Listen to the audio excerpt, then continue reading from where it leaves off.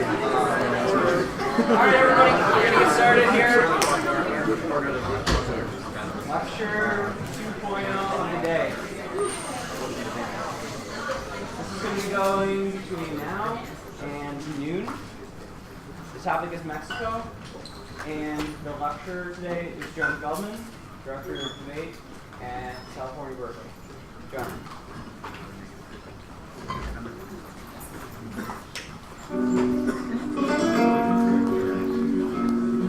Hello everyone. Thought I'd tell you a little bit about myself before I begin the lecture. I am the director of the debate program at the University of California, Berkeley. But you may not know that I was also a quarterfinalist at the UC Santa Cruz Banana Slug Invitational. I'm a 3-time taco eating champion at Tacos Fantasticos. I took an honorable mention in the harrowing ostrich races of Taos, New Mexico. I've climbed Turpy Hill, Mount Hygeia, and the towers of Barcelona. I know, big deal. Some may know me as Jonah Feldman, but you may call me Senor Feldman.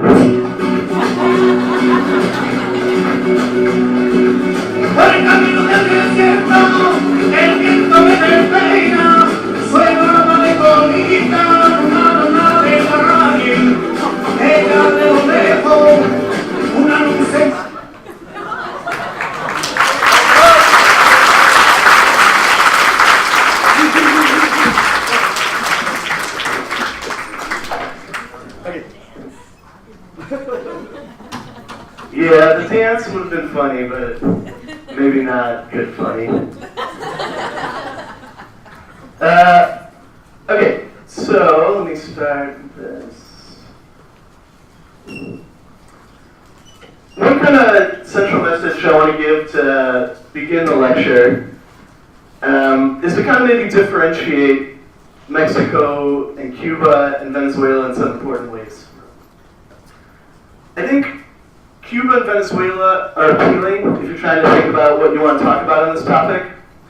Because in some ways, Cuba and Venezuela are kind of like the cool kids of the topic. They've got the bad boy rebel thing going on. They've been willing to stand up to the US. Cuba has like a bunch of cool cars from the 60s and healthcare. I care about that. I guess that's cool. That is pretty cool. Cigars, exactly. Thank you. Very cool. And so when Mexico maybe isn't cool, maybe I'll stop at the microphone. Tacos? Tacos are good. If you flip it to your collar, it should. You think that's better? A little boogie-boo. Yeah. Try it. Just for giggles.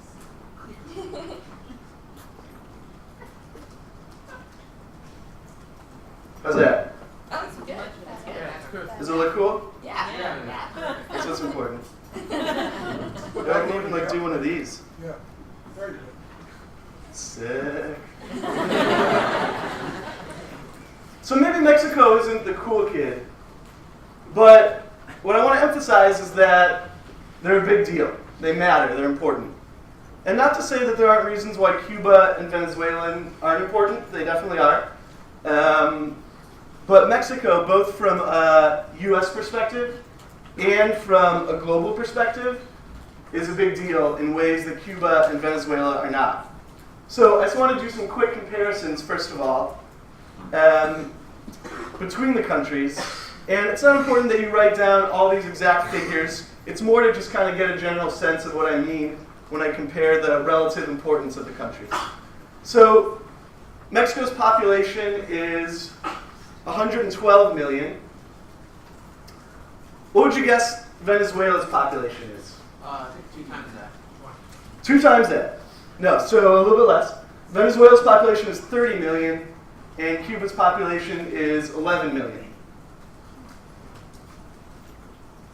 In terms of how large the country is, Mexico is about 760,000 square miles. Venezuela is 353,000 square miles, and Cuba is around 42,000 square miles. So it's a lot bigger in population and in size. For GDP, I can't totally explain why I chose the soccer team for GDP, but they look like really excited about how awesome their GDP was. So Mexico's GDP is around 14th in the world. Venezuela's is 33rd, and Cuba's is 63. So large difference in terms of GDP, and also Mexico is growing. Anybody know who this dude is? Carlos Slim. It is Carlos Slim, who I think for the last 5 years was the richest man in the world. I think very recently, like within the last couple months, Bill Gates took over for him. But yeah, Carlos Slim is a Mexican national who was the richest guy in the world for a while. It's also like a totally awesome name for the richest guy in the world. Like if you name your kid Carlos Slim, I feel like you're kind of setting him up to be the richest guy in the world. I also kind of like this picture because it looks like someone was like, Carlos, are you the richest guy in the world? And he was like, see. And they're like, is that pretty awesome? And he was like, see.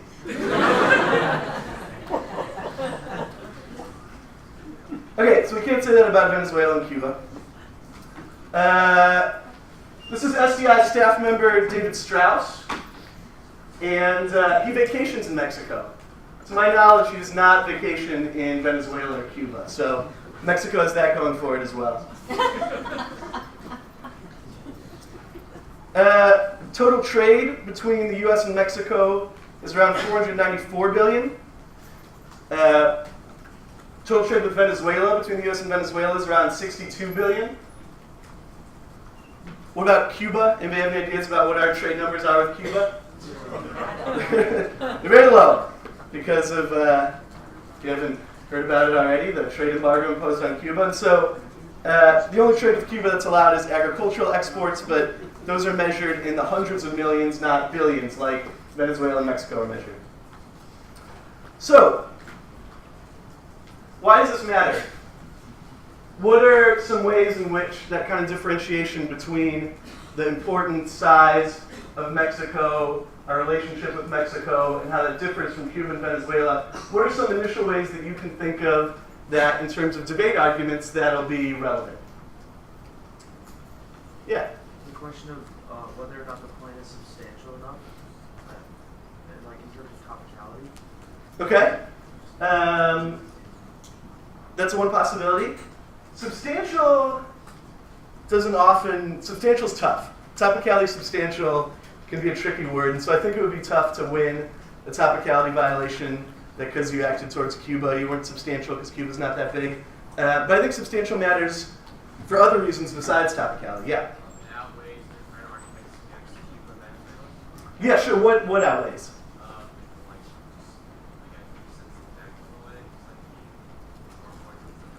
Yeah, and so what will you be using? Say you're F. What will you be using to outweigh some of their stuff?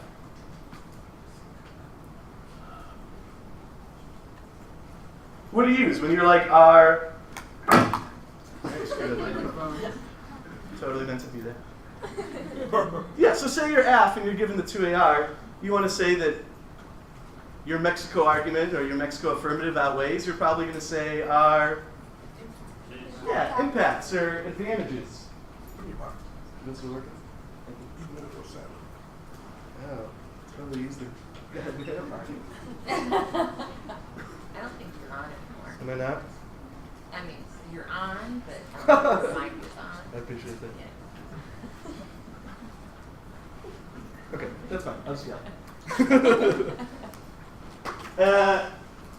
So advantages and impacts that are about Mexico, I think it's appealing as an affirmative area because you're going to be able to access a lot bigger advantages and impacts. Economy arguments, U.S. influence arguments, Mexico influence arguments, all those things will likely be more effective in a debate round than other arguments. And not to say that people won't have big impacts with Cuba and Venezuela, but the internal link chains, especially that get you to those impacts, are a little bit more obvious when it comes to Mexico. People have other thoughts about ways in which that might matter. Yeah?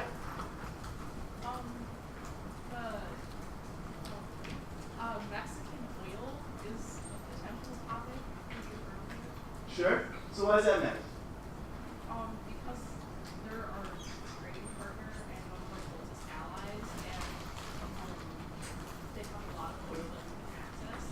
Definitely. So I think that that Mexico is a big trading partner, that Mexico is an ally, is important for accessing arguments like oil, as you said, but I think also for some other arguments, like solvency arguments.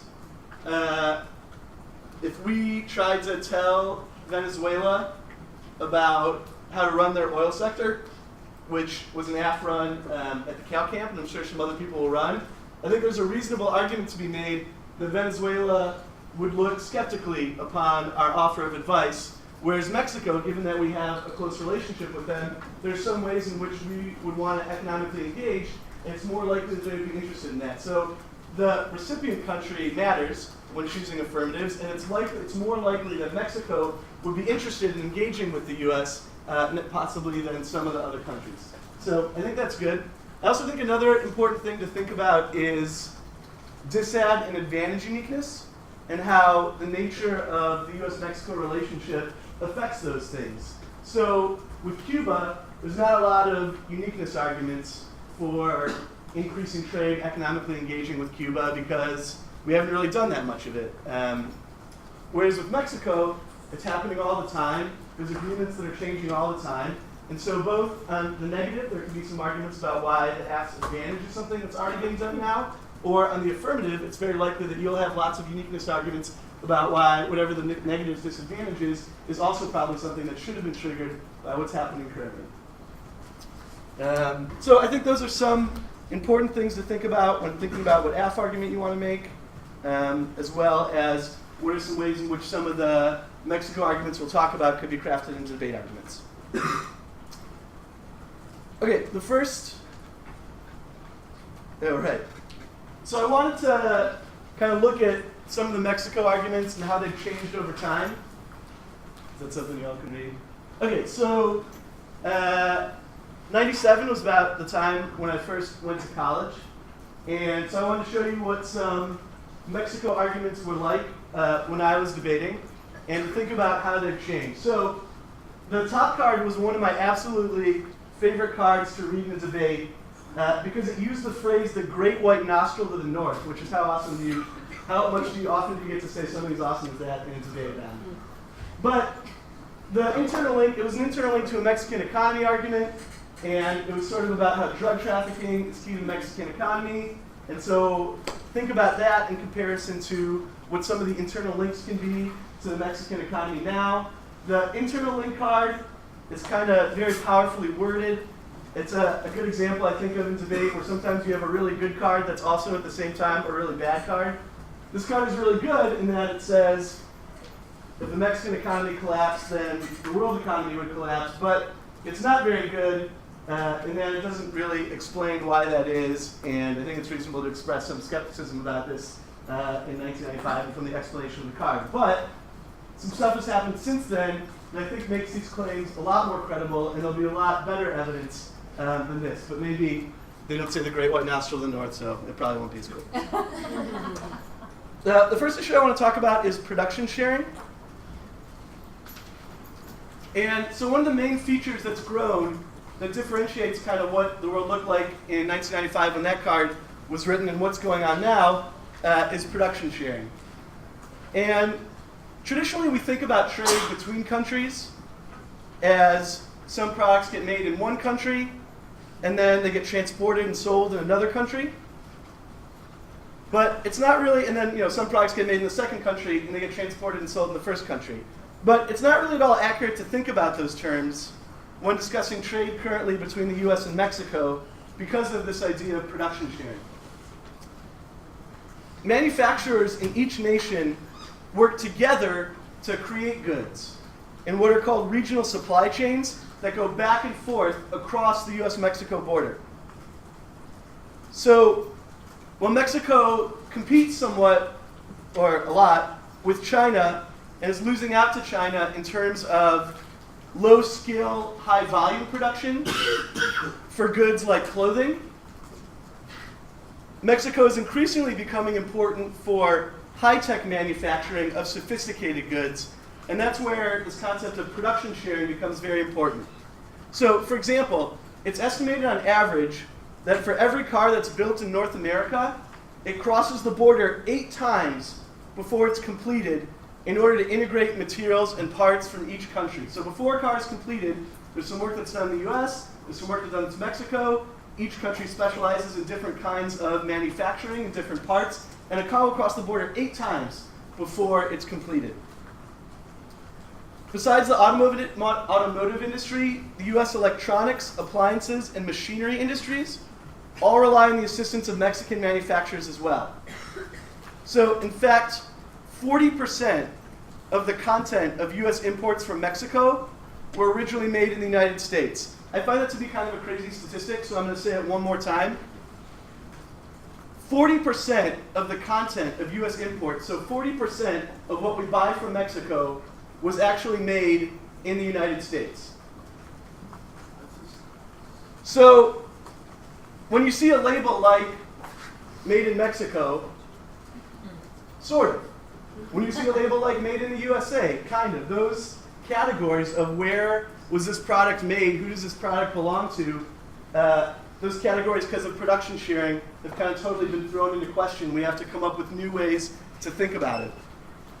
So it's very unique in that sense, the US and Mexico relationship, and a lot different than even relationships we have with other large trading partners, like, say, China. We obviously do a lot of trade with China, and there's obviously a lot of manufacturing business in China, but why isn't there the same level of production sharing with China that we have with Mexico? Geography. Is it what? Geography. Yeah, what about it? They're a long ways away. Yeah, there's like a ginormous ocean in between the US and China. And so the costs, so even though costs in China are very cheap, the cost of transportation mean that it's cheaper for us to production share with Mexico. Mexican imports contain 10 times more US content than their Chinese equivalents. So production sharing between the US is very unique, and it redefines some of the standard competitive or zero-sum ways that we think about trade. Mexico is the United States' second largest export market, and the US is Mexico's largest. The two countries trade more than $1 billion in goods each day. And US-Mexico trade supports more than 6 million US jobs. It's very important to think about the US and Mexico as having deeply integrated economies whose future is linked. If the Mexican economy is doing well, it enhances the US economy, and it makes it more likely that the US economy is doing well, and vice versa. If the US economy is doing well, it helps out the Mexican economy, and then likewise, stagnation in one economy creates a serious drag on the other. So the US economy is now inextricably linked to Mexico, and so there's a lot of potential for affirmatives that recognize the nature of that relationship, and arguments generally when discussing the US and Mexico, it's good to think about them in many ways as being combined and as their fates being intertwined. What do most people point to as the event which set in motion the connection between the US and Mexican economies? What would you say was kind of a defining event that created the situation? Yeah? Yes. So NAFTA, which was an agreement that went into place in 1994, the North American Free Trade Agreement, and it created trading blocks between the North American countries that allowed the free flow of goods between them. And after NAFTA, there was a surge in trade between the countries and a connection between the countries, but the surge that's happened the last couple of years is even greater than the surge that happened post-NAFTA in the 90s. So there's been even an extra surge that occurred now, despite it being almost 20 years after NAFTA. Nearly 80% of our trade with Mexico is land trade, meaning it enters or exits the US through one of the ports of entry along the southwest border. 1/3 of all goods traded between the US and Mexico actually travels across this one bridge in Texas. So the World Trade Bridge in Laredo, Texas, has 1/3 of the goods that are traded between the US and Mexico go back and forth across it. So one of the biggest challenges in cost of production sharing is congestion at the border for goods going back and forth. Extended and unpredictable wait times disrupt production chains and disproportionately hurt small and medium-sized businesses. One of the reasons that delay has such a high cost is because production sharing firms utilize a concept called just-in-time manufacturing. So I think both production sharing and just-in-time manufacturing are good phrases to use and will be useful when thinking about debate arguments. So in just-in-time manufacturing systems, the idea is that producers, instead of trying to guess what demand will be, so you can kind of say, I predict we're going to have X number of customers, and then order supply and make a certain amount of products that you think matches up with it. The idea is that that's not particularly efficient because when you guess, you could be wrong, and so you might end up with a serious surplus of goods, or you might end up with a serious shortage, either which is devastating. So it also increases storage costs because producers have to keep raw materials or extra produced goods somewhere until they can sell it.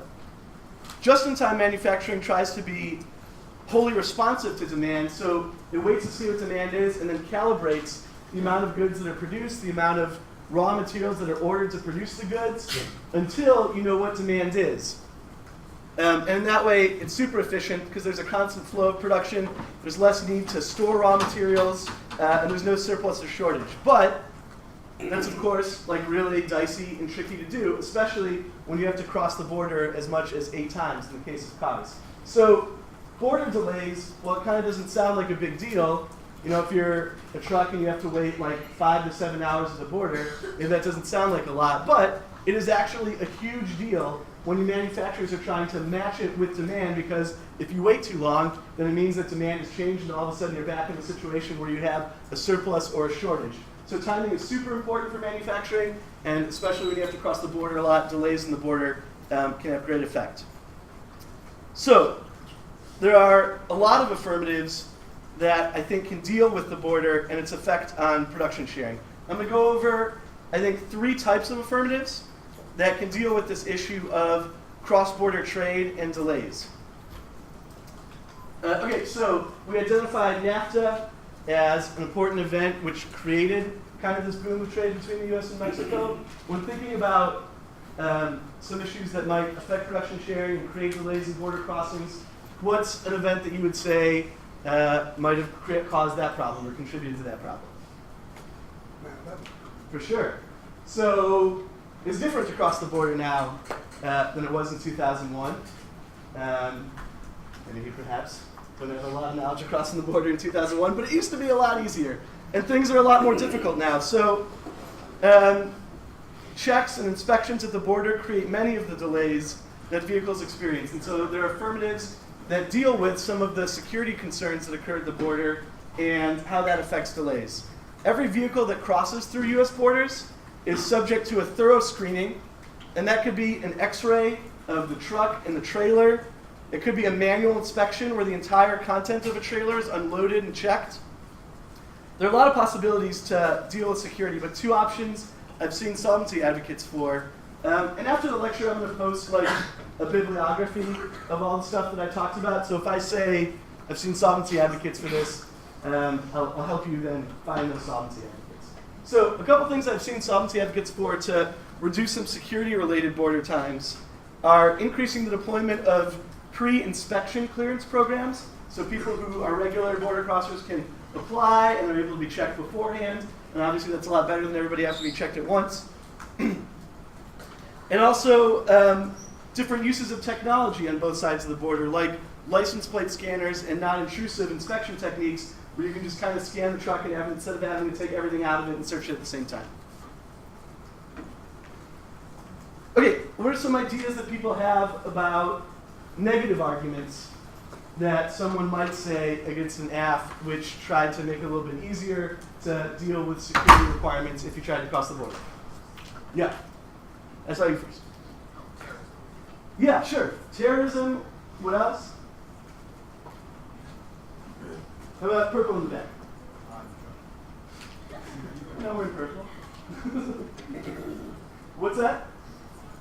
Smuggling? Sure. What are people smuggling? Drugs, weapons? Yeah. Okay, that's good, right? And then that kind of gets impacted in some other stuff. You had something back there? Immigration issues. Okay, yeah, I would say more about that. It encourages illegal immigration. Sure, people might think sometimes people, in addition to smuggling drugs and weapons, people sometimes smuggle people as well. Some of the trucks that might be easier to detect. Cool. Anything else? Okay, so those seem like the obvious arguments, but there's good evidence the other way too. The affirmative has some really good cards that say deploying these new systems, deploying these technology, actually help us deal with some of those border security issues.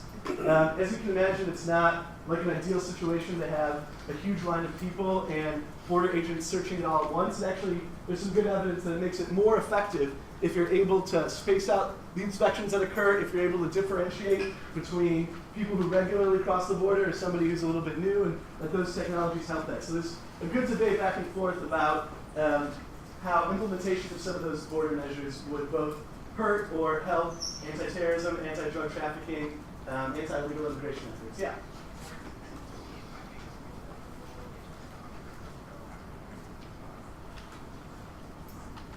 Sorry, say that one more time. So Ford, what is it?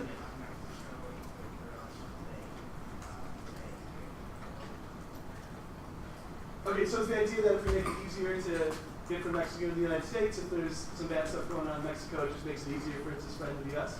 Okay, cool. Totally good. Yeah? For the job market? How so? Well, if there are people and they're doing like 5-hour shifts, that's providing a lot of jobs for people who are always trying to cross the US, and it's both in Mexico and the US, so they're not able to get the technology doing it, one person's working on everything. That's good. So you're saying if we make it easier, then we need to hire less Border Patrol agents, and that might have some problems if there's less people? For sure. Especially, we'll talk about this a little bit more, but it ties in with some of the debates going on in Congress, in which there's a lot of emphasis on border control. Yeah. The Americans here reporting there might be some consumer goods that are actually more exported from Mexico to the U.S. and that are shipped more to the U.S. because it's harder to ship to Mexico with all the security requirements. But if you waive those security requirements, those goods might then be shipped to Mexico, leaving less consumer. Okay. So you're saying we got some good stuff in the U.S. If we make it easier to go to Mexico, then perhaps they'll take some of our sweet stuff. I like the creative thinking. I think some of the kind of idea of production sharing and the interconnection of the economies maybe provide some interesting insight on that. Because instead of thinking about it as we have U.S. products, we have Mexico products, I think it's more accurate to think about it in some way as jointly produced or mixed products as being both U.S. and Mexico. But I think also some good ideas. Okay, so that's border security. Second type of border issue is infrastructure investment. Perhaps some of you are familiar with the concept of transportation infrastructure. It's not the first time that you've heard this. Okay, that's good. If you love last year's topic so much that you want to bring it back, there are certainly some ways that you can bring it back on this topic. I talked about that World Trade Bridge in Laredo, where 1/3 of all goods between the U.S. and Mexico travels through. That bridge was built in 2000, and since that bridge was built in 2000, the number of trucks coming across that bridge has tripled. So that's difficult to keep up with, and there's lots of good evidence that we haven't spent enough to keep up with it. We recently even tried almost doubling the number of lanes that are on the World Trade Bridge, so there's like 15 lanes now, and there's evidence that says that still hasn't created enough infrastructure in order to be able to go through it. Yeah? Why is that bridge getting used the most? Like, is there something about its location or? Yeah. So it's both a real sweet spot in terms of the regions in Mexico that we're co-producing with, the regions in the United States we're co-producing with, geography, and where we're trying to kind of funnel our border control efforts, because we're obviously not able to have the same ports across the whole border, so we try to focus it in specific areas. So a combination of economic, geographic, and political requirements mean that it's just like a really awesome place to bring your check across.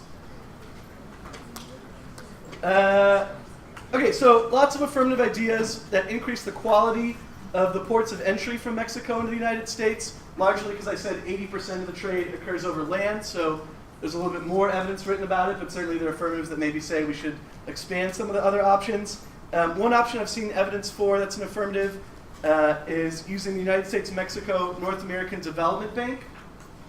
And there was some infrastructure development banks last year, so similar concept. That development bank currently has a very restricted mandate where it's only allowed to spend money on a certain number of areas, and so there's evidence that that should be expanded to border infrastructure investment, and that would create a lot of funds which could improve crossing of the border and save millions of dollars. Okay, third type of affirmative deals with bureaucracy. So NAFTA provided some important trade benefits, like preferential tariff rates for goods that are traded between it. But to access those benefits, there's a lot of people who say it can be really difficult, and there's a lot of kind of bureaucratic red tape, paperwork type obligations. So a couple options I've seen solvency advocates for dealing with that. One is what's called a single window system. So the idea would be the affirmative would try to engage Mexico to develop a single window system for goods traded between the two countries. And they provide a single electronic platform where importers and exporters can input all the needed information and documentation regarding a shipment. It streamlines the process and avoids redundant interaction, and it would make trade easier. The second option is what's called a common external tariff. In this case, a common tariff charged to any non-NAFTA country as the goods enter the North America, which would eliminate the need for rules of origin. So it really kind of goes the next step in recognizing that the U.S. and Mexico are in many ways have a very joint economy, and so instead of having separate negotiations that have to occur if a non-NAFTA country wants to trade, that there would just be one set of paperwork, and if you filled out that paperwork to trade in Mexico, you're then good to trade in the United States, and so it would facilitate it. Yeah. Are all the apps you're listing what you would consider topical? Yeah, I mean, I think there's,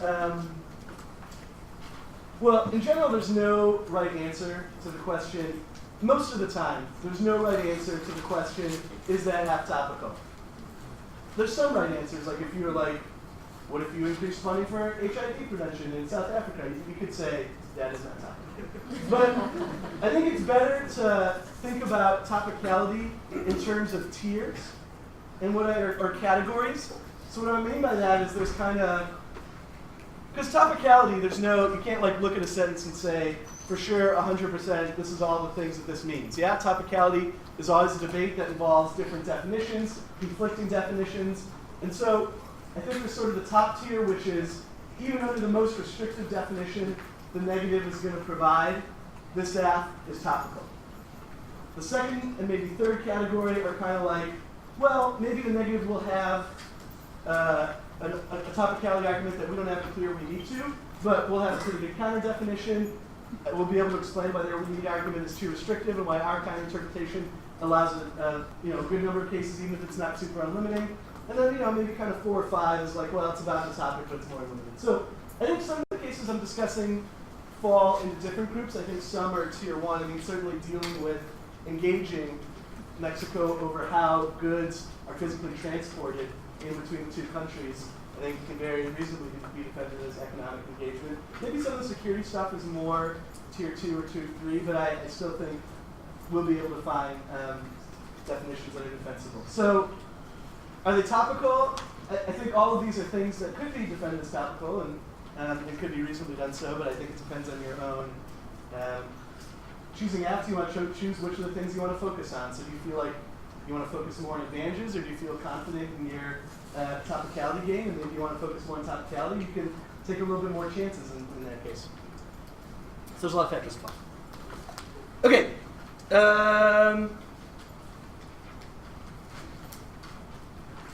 So, any questions about production sharing? No, that's good.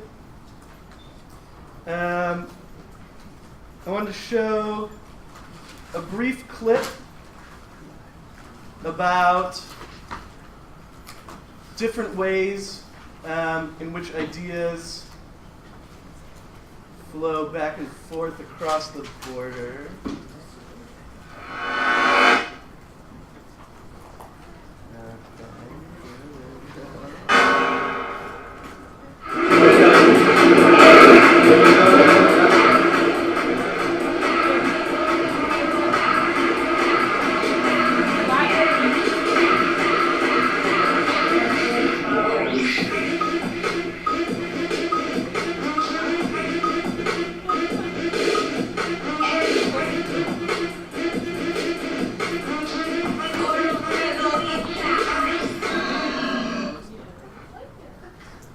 so I imagine that would be very helpful.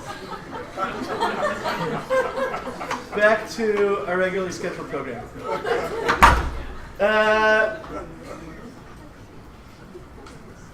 Trade outside of North America. I've got to unfreeze. Boom.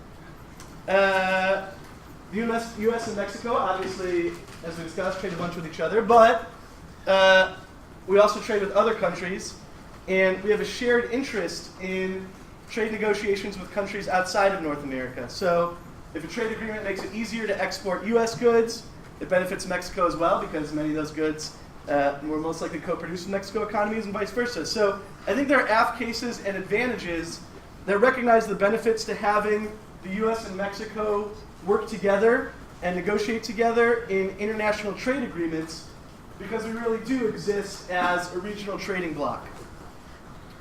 One good example where this might pop up is the Trans-Pacific Partnership, or the TPP. It's a very current trade negotiation, and it's a very important trade negotiation.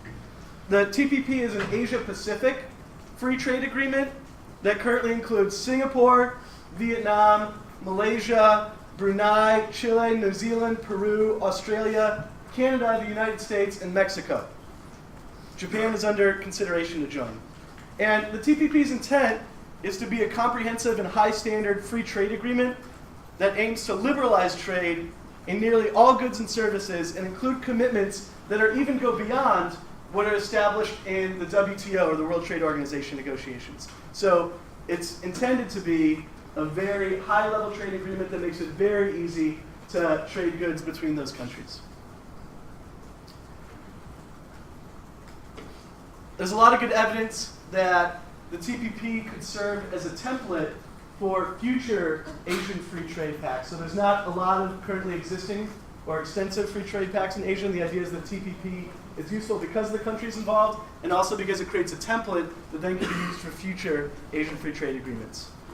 There's evidence to suggest that if the US and Mexico were to have a policy of negotiating together as a trade bloc, that would be helpful in trade agreements generally, and specifically that it would be helpful in the TPP, because both the US and Mexico are members. The TPP negotiations have gone on for a while. There's evidence that they've been a bit stalled, and so the solvency cards for this type of either advantage or affirmative say that if the US and Mexico were working together, that they could be a powerful force in the TPP that would make it more likely that other countries sign on, and that would mean the terms of the agreement were more beneficial to the US and Mexico. So that could either possibly be an aft to have the US and Mexico decide that they're going to start negotiating as a trade bloc, or it could be an advantage, like an impact to a US-Mexico relations argument, to say the US and Mexico have to get along in order to work together in the TPP. And then I've also seen some evidence that NAFTA, ensuring that NAFTA keeps its original idea and upholding NAFTA, could be a good example for negotiations like the TPP. So I think that's a third way that affirmatives could access some of the TPP trade negotiations. Yeah?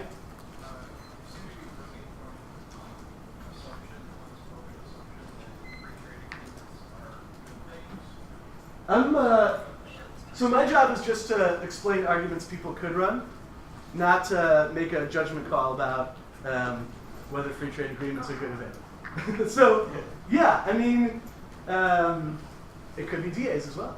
That's a reasonable point. So, if somebody has an argument about negotiating trade agreements, it seems not only likely, but certain that you will face arguments about why free trade agreements uphold a neoliberalist ideology, imperialist ideology, or even, so from more kind of a critique standpoint, or there's lots of good arguments on the negative from more of a policy standpoint about why free trade might have problems because it allows environmental exploitation.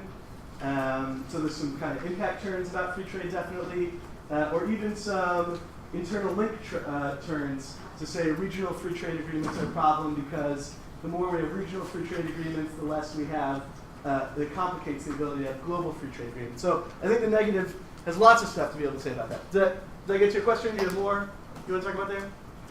You cool? Okay. Yeah. Just really quickly, what benefit do Mexico and U.S. get if they become a trade bloc and start trading together? So it increases our influence. So if you're dealing with the U.S. alone, I mean, generally in trade negotiations, the U.S. has a lot of weight. But instead of having to negotiate with the U.S. separately and Mexico separately, you have to negotiate with both of them combined. And so it gives us a little bit more leverage because we're controlling a larger number of goods that go into the free trade agreement. It gives us more diplomatic power, just basically pools our resources. For similar reasons why the European Union decided that they would be more effective working together than working alone as individual countries, that they would have more clout if they combine their forces, and some arguments both ways as to how it's helped, but by and large the idea is you're stronger if you negotiate as one as opposed to separate. And especially given some of the integration as well, we want to make sure that because if you're trading with the US, you're also kind of trading with Mexico, that the terms of the agreement make sense for both countries and stay acceptable. So both from a logistics standpoint and influence standpoint. Okay. 3 impacts I think that people might read to a US-Mexico TPP type argument. The first is economic reasons. The Asia-Pacific market is very lucrative, and there's some important economic benefits to facilitating trade with those countries. The second is political reasons. The TPP is important, is unimportant part in a centerpiece of Obama's pivot to Asia. So Obama's pivot to Asia, where he wanted to make Asia Pacific a primary focus of our foreign policy, and there's good evidence that in order to successfully do that, he has to be able to complete the TPP. And then there's lots of impacts to why the pivot might be successful. One issue that's relevant to that is that China has been working on a competing agreement called the RCEP, which stands for Regional Comprehensive Economic Partnership. And so there's good evidence that kind of sets up a competition between the 2 free trade agreements that probably one will win out over the other one, and whoever's free trade agreement wins out will gain a lot of benefits and leadership and leverage in Asia. And so I think that could be an impact to a Mexico TPP type argument as well.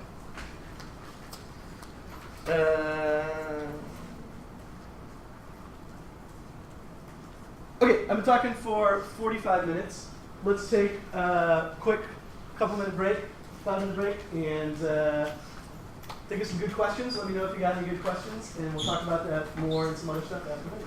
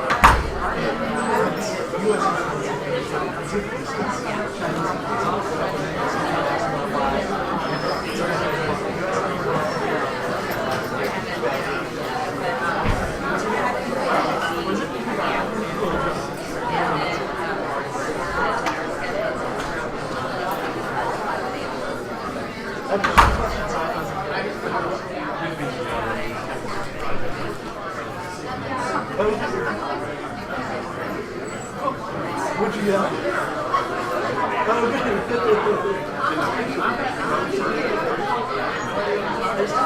good. So I found one where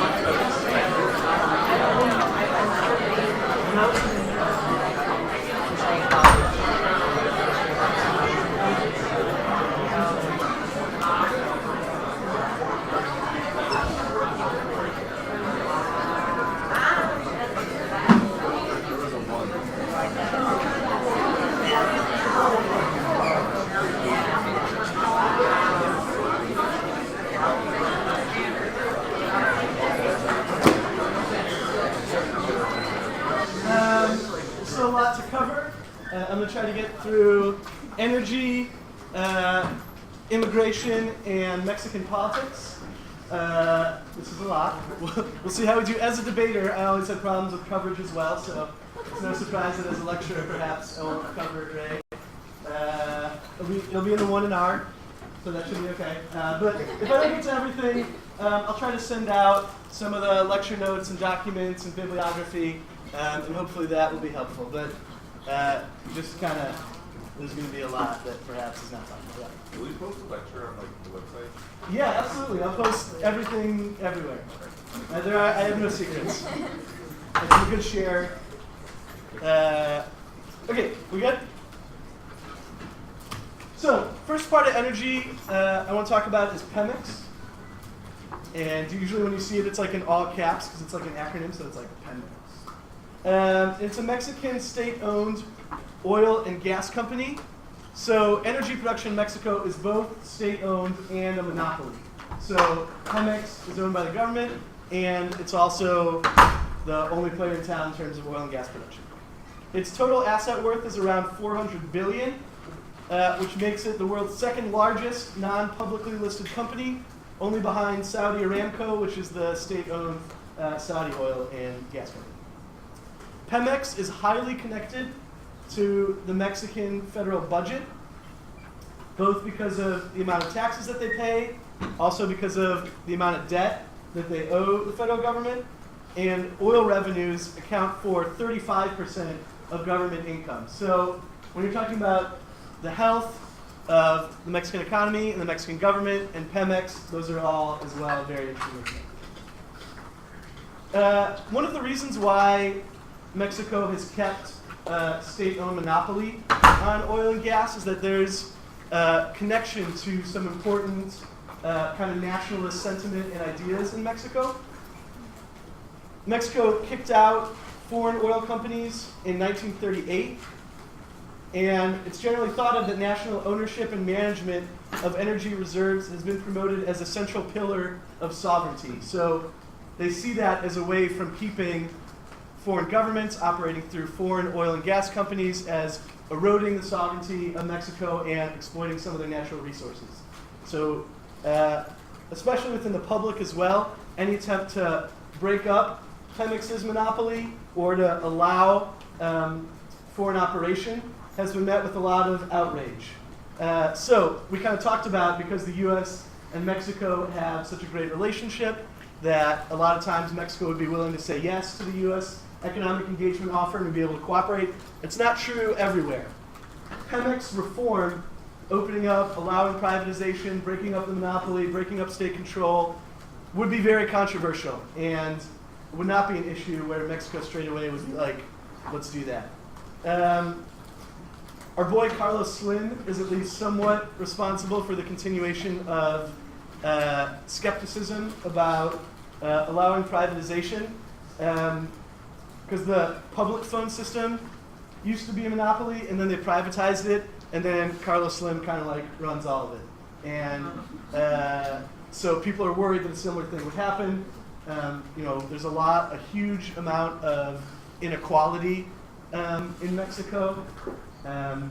And so I think they perceive the privatization as both a way for foreign companies to take over and a way for super individuals like Carlos Slim to take it over. I also just found this out today. Mexico has overtaken the U.S. as the most overweight country in the world. So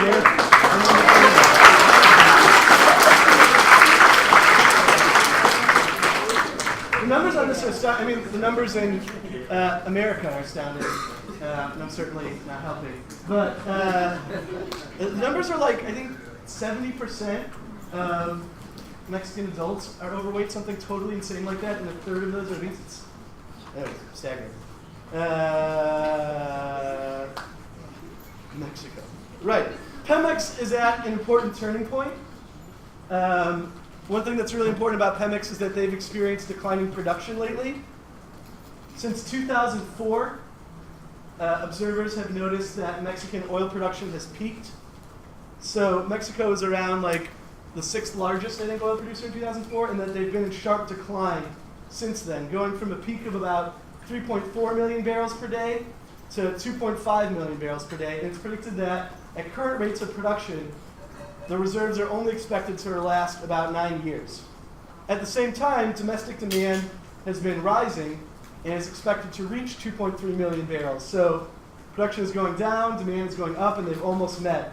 And Mexico imports a huge amount of gasoline and natural gas, and that's sort of a cause for concern because it's generally not the case that people who have that much supply of natural resources and natural gas and oil import that much gas and oil. And so people look at it as a sign that Pemex is really in trouble. The challenge for Pemex is to move on to new areas, to increase oil and gas production in sectors that, or in geographic areas that are not part of its traditional zone of expertise. And so I think there's a lot of room for debate arguments there with the narrative of, given kind of traditional oil and gas production methods, Pemex rates are declining. The AF is necessary to get Pemex to go into some new kinds of oil and gas production and new areas. And I want to talk about two main areas where Pemex is looking to new ways to produce oil and gas. The first area is movement to deep water production. Pemex, a lot of the oil that they've produced has been in the Gulf of Mexico, but in the shallow waters. So they are very successful and experts at producing oil in shallow water, but most of their experience is limited to 3,300 feet deep. There are potentially productive areas in the Gulf of Mexico which are 8,200 to 11,000 feet deep, so big depth change. On the U.S. side of the Gulf of Mexico, in the past decade, over 4 billion barrels were extracted from the deep waters of the Gulf of Mexico, and so that's why there's reason to believe that perhaps on the other side there's a lot as well if they're able to get to it. But the technological and managerial requirements of deep water production will be a great challenge for Mexico, given that they don't have a lot of experience, and if they try to go it alone.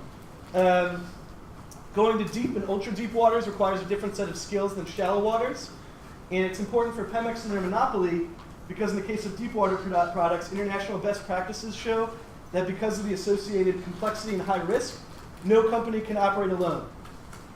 We all remember the Deepwater Horizon disaster fiasco.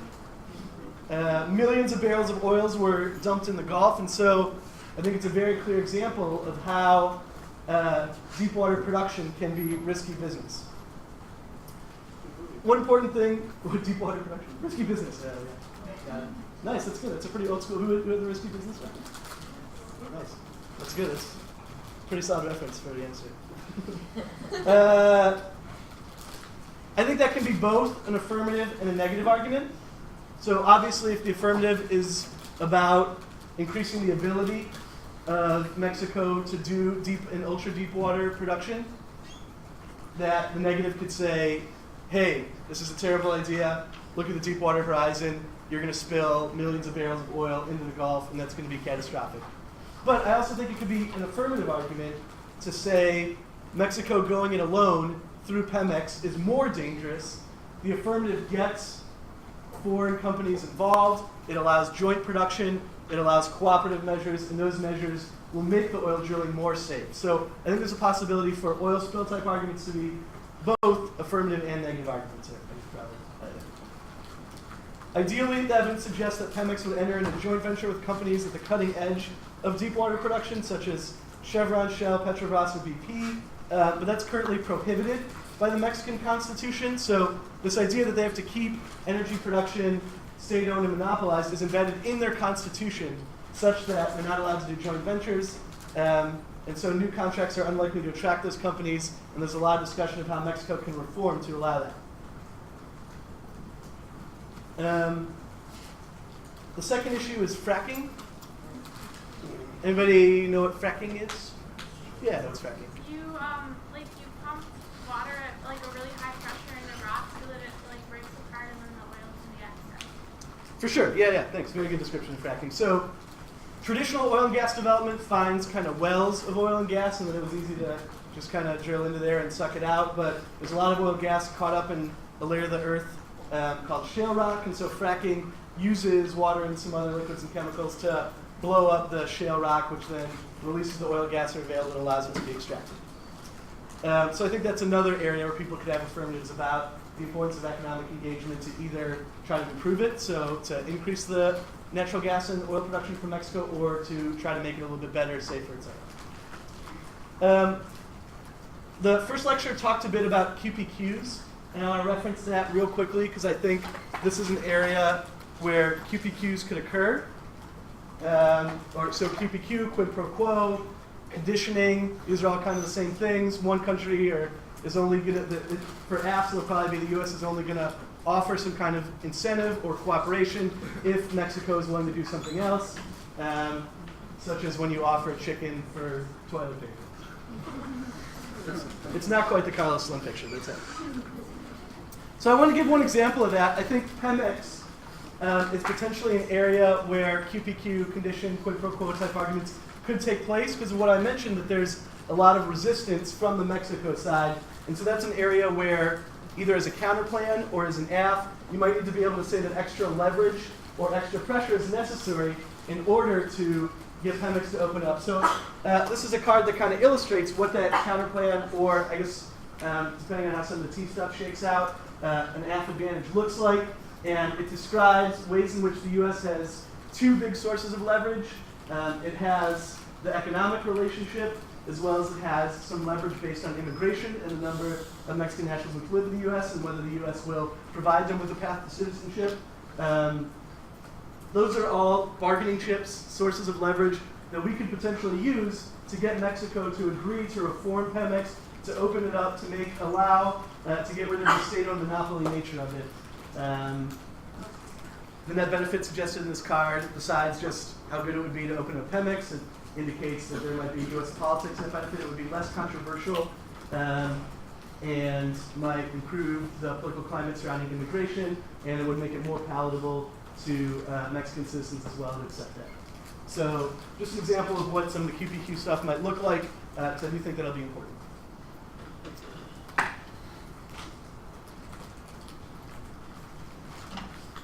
Okay, next energy issue is what's called the U.S.-Mexico Transboundary Hydrocarbons Agreement.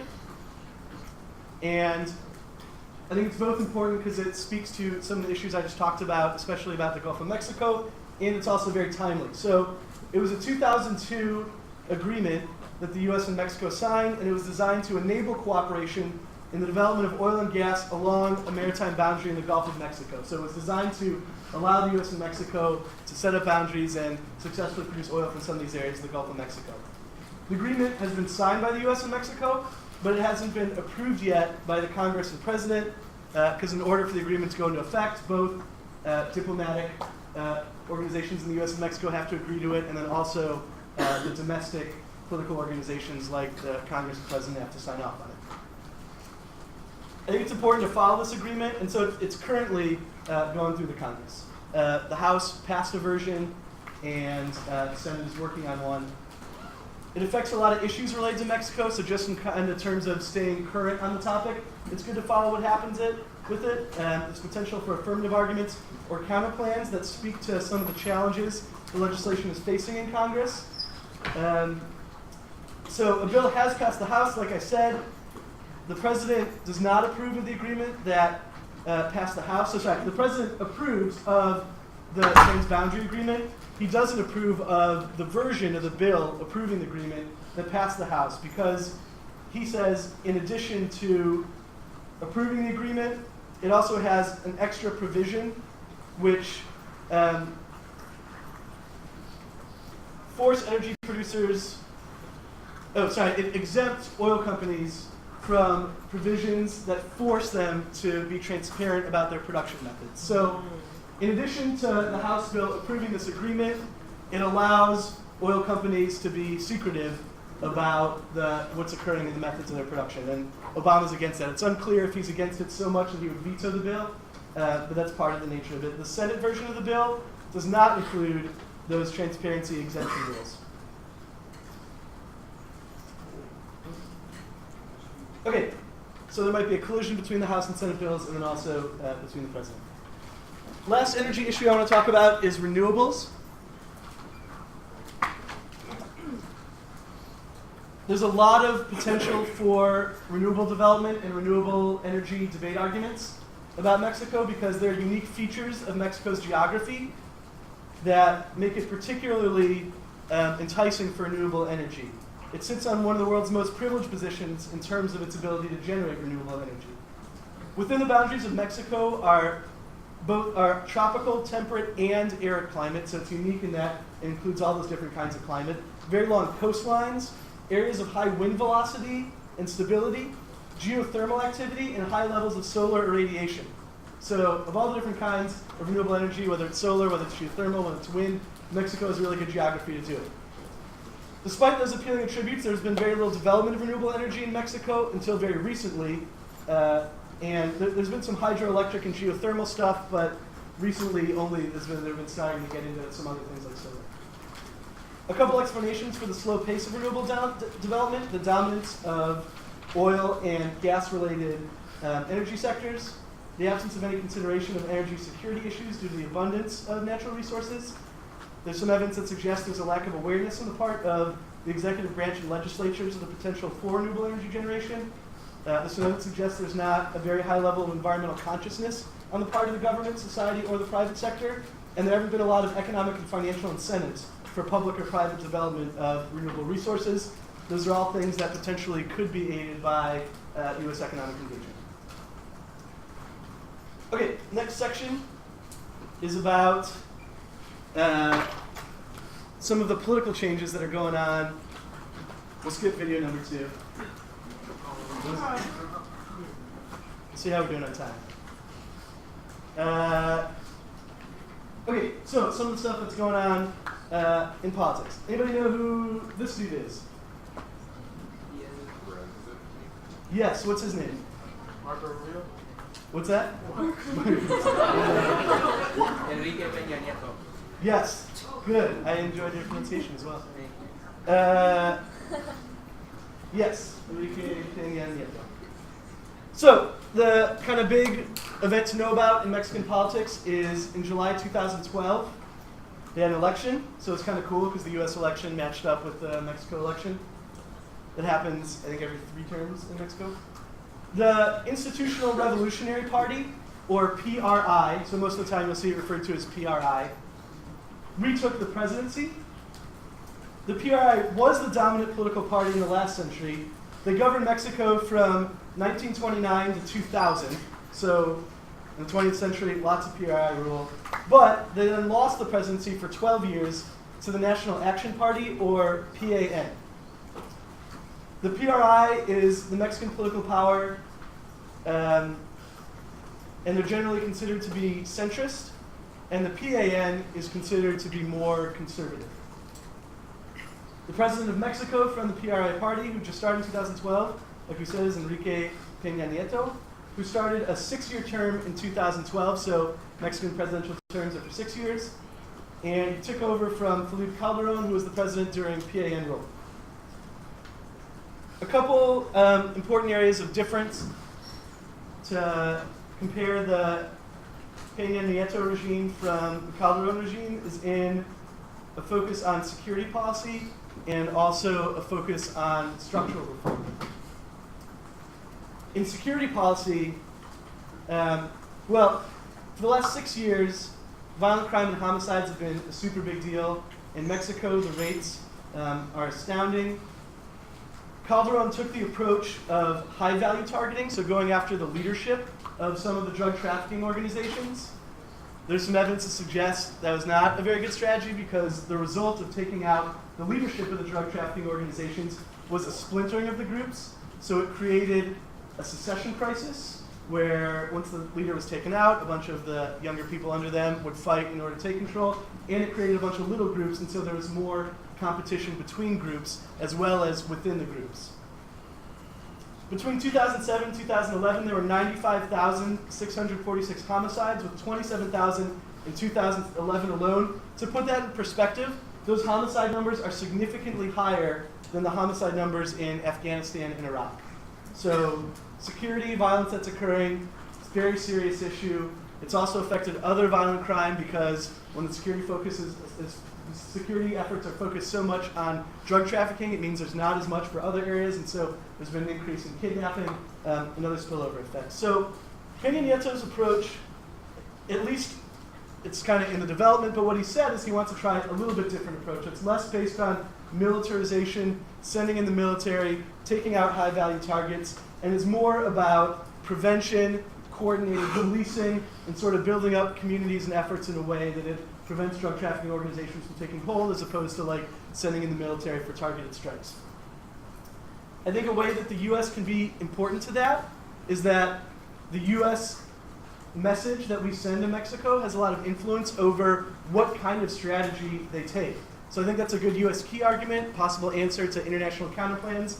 If the AF has the affirmative change the U.S.'s message on some of these security issues, then there are ways in which they might respond to that. If the counterplan doesn't have the U.S. change its message, then there are ways in which they can say the U.S. will still pressure to take a more militarized approach, and that'll be counterproductive.